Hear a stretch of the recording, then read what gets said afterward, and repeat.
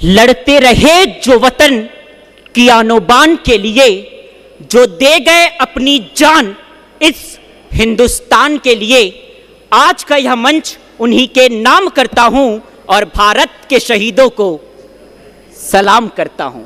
नमस्कार, मैं सोमेश्वर प्रसाद गंजीर। महोदय, भारतीय इतिहास का वो कालखंड जब एक व्यक्ति कहता था कि भारत हिंदुओं का है, दूसरा कहता था कि भारत मुसलमानों का है, तीसरा कहता था कि भारत सिखों का है और चौथा कहता था कि भारत ईसाइयों का है। उसी कालखंड में एक आवाज जो भारत की गलियों में गूंजा, और उस आवाज ने उत्तर में बैठे मेरे काश्मीरी भाई और दक्षिण में बैठे अन्ना, पश्चिम में बैठे मेरे मोटा भाई और पूरब के मेरे आका, सभी को एकता के सूत्र पर बांधा और एक ही स्वर में कहा कि भारत केवल और केवल भारतीयों का है। वो आवाज किसी और की नहीं, बल्कि वो आवाज थी 9 भाषाओं के ज्ञाता, 32 डिग्रियों के राजा, विदेश जाकर अर्थशास्त्र में पीएचडी करने वाले पहले व्यक्ति और विश्व के सबसे बड़े लिखित संविधान के शिल्पकार बाबा साहेब भीमराव अंबेडकर।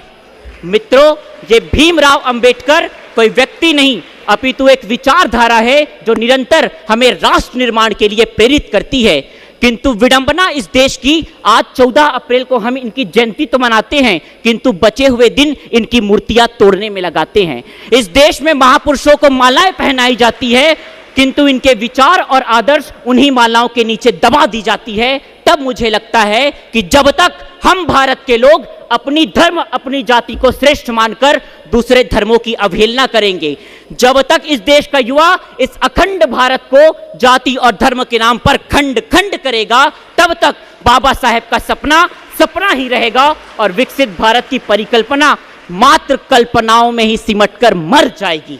क्योंकि मित्रों, ये भारत वो भारत नहीं जिसे विदेशी आए, लूटे और निकल गए, बल्कि ये भारत आर्यभट्ट की खोज, विवेकानंद का ज्ञान, दधीची का दान, राणा प्रताप की आन, पन्ना घाई का बलिदान और सर्वे भवन्तु सुखिना के महामंत्र से विश्व की सर्वोत्कृष्ट संस्कृति और सभ्यता का संगम है। 1/145 करोड़ भारत मैं हूं, 1/145 करोड़ भारत ये है, ये है, ये है, और 1/145 करोड़ भारत वो अंतिम से अंतिम पंक्ति पर बैठा व्यक्ति है।